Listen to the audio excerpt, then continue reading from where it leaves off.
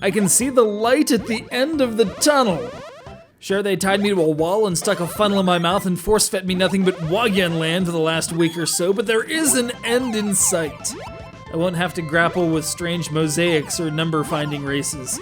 I can bury myself in a comforting blanket of old, brutal Capcom arcade games.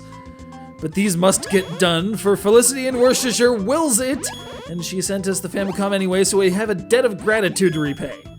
So here we are with Super Wagyan Land 2, which came after Wagyan Land 3, which came after Super Wagyan Land.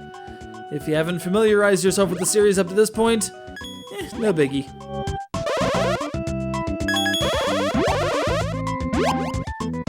So Wagyan Land 3 happened, and Wagyan saved the day, and all the weird bunny bird hiso-piso things were overjoyed and returned Wagyan to his home planet, and everything was hunky-dory.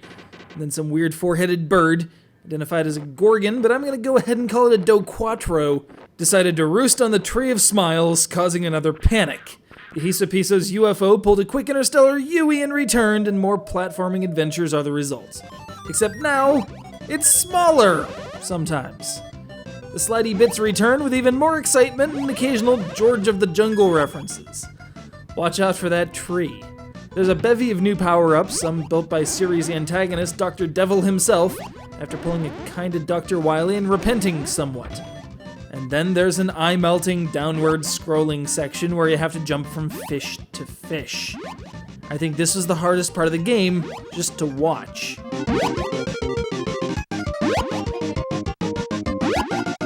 And of course, if it's a Wagyan Land game, there's gonna be boss battles that eschew actual combat in favor of chaining words with a mermaid or squirrel or something.